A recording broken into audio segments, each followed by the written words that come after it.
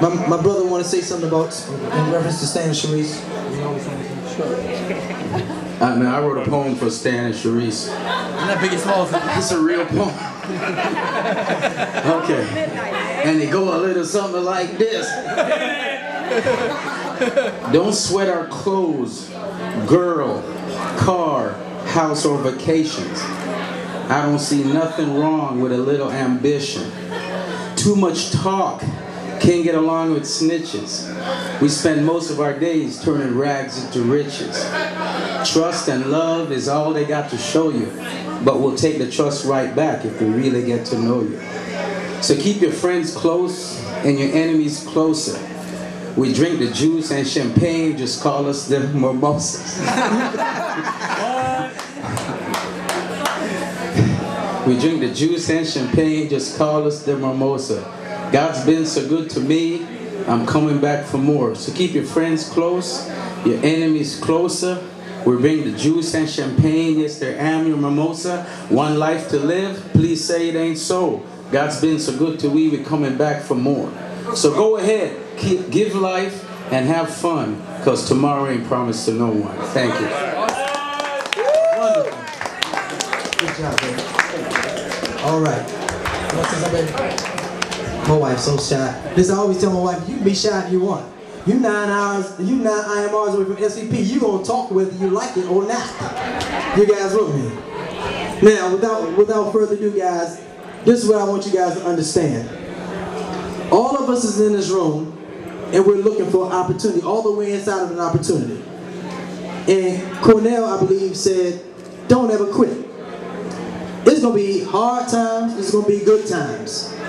But you gotta know the other light is at the end of that tunnel. But what you gotta understand, guys, when I got into this opportunity, the first thing I said to myself is this: will it work? How fast can I get my money back? And I have to outweigh the potential in this business. The potential in this business is heavy. You guys with me? That's right. There's a lot of money to make. That's right. But you got to put forth some effort. That's right. Stan said at the end of the bill tonight, we're not just giving away Bentleys and BMWs. So if it don't work for you, that's okay. God bless you. But you got to get on point. When you cannot play with this thing. Okay? Now, let me say this also. The wives and the ladies in this business, as I said a little while ago, are awesome. They're pushing us men. And if you think you're a man and you ain't got no wife, then you got an issue. I'm going to tell you straight up, you got an issue. I got something to work for because I have a wife. I got children. I got family. Right? So I can't let them down. You follow me? So when I look at Stan and Chereace, I look at a couple that is so powerful in the opportunity. And we need to really mimic what we see. We need to take advantage of what we see, because what they're giving is free. You guys with me? Yes, sir. So when I look at Chereace Rich and I first met, I said, wow. I said, this woman just got in front of the room, presenting in front of hundreds of people. And if you don't know, guys, that's a hard thing to do. It's not easy getting in front of that room and presenting in front of a couple of hundred people, let alone, let's say, 50 people. You guys with me? That's the development side of this company. So when I met Chereace Richards and I met Stan, I didn't know Stan. Everybody think me and Stan been knowing each other forever because we're in the promotional business. But when I met Stan, I seen two powerhouse individuals, a woman who's backing her man. You guys with me? A woman, I'm going to say it again, a woman who's backing her man and pushing him forward, and by default, because she married to him, she going to get it anyway. Right. It ain't no Stan, it's Stan and Chereace. Right. You guys with me? That's right. So without further ado, if it wasn't for her, we wouldn't be here. If it wasn't for him, we wouldn't be here. I always remember Stan said one thing that sticks in my mind all the time. He always introduced Chereace. He said, my queen. You guys hear him say that? My queen. That's just not a statement because it sounds cute. You guys with me? You got to truly believe this is your queen. And she was delivered just as that. So without further ado, I'm going to bring up Stan's queen, top producing, #1 world senior vice president, top producing platinum senior vice president. I'm trying to catch them. I got a long way to go, but I'm going to keep pushing. Miss Chereace Richards. Put your hands together. Yes, ma'am. Marty is a trip. isn't he? Thank you, Marty, for those kind words. I appreciate it.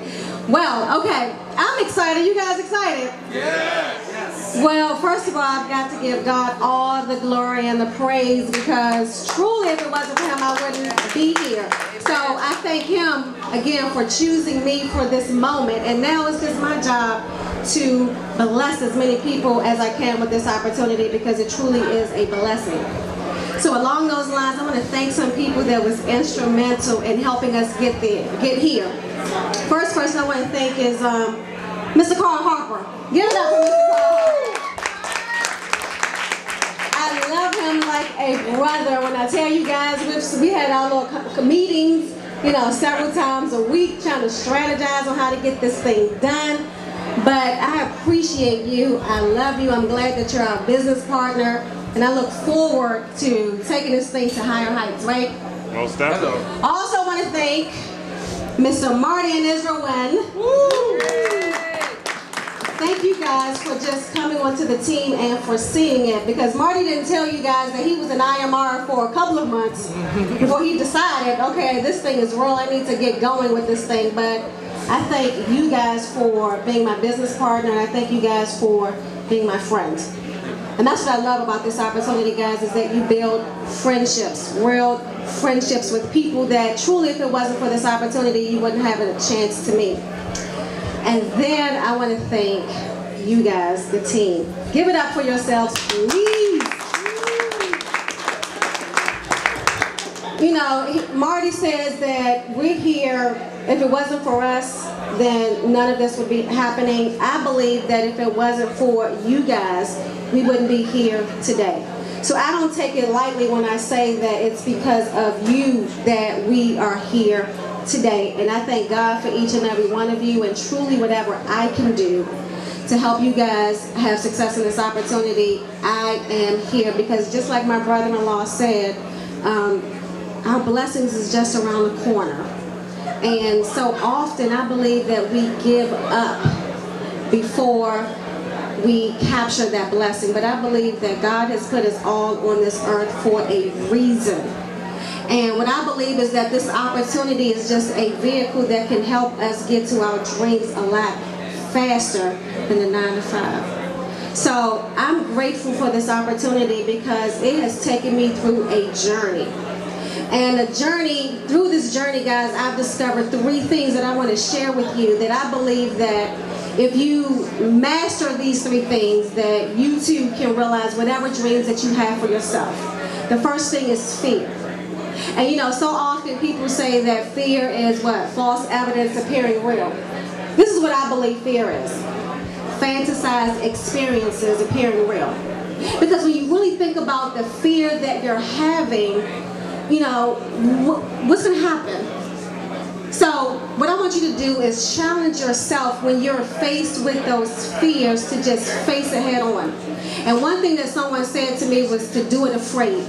So I want to challenge each and every one of you, whenever you're fearful, whenever you're thinking, you know, what is that person going to say? I want to approach this person. I want you to do it afraid. Just face your fears head on, because on the other side of that is where your blessings lie. So the next thing that I had to discover, and I want to challenge you guys to do, is to believe in yourself. You know, my sister-in-law said it best when she said we put limitations on ourselves. You know, we got to challenge ourselves to dream bigger. You know, for a long time, I realized that I grew up with little vision. We got to have bigger visions for ourselves. We have to be an example for our kids that we can do whatever it is that we put our minds to. We just have to dream big, whatever it is. If it sounds outrageous, like I'm moving to LA, in 2 years my husband thinks I'm crazy when I say this. But I'm going to LA. We're moving to LA.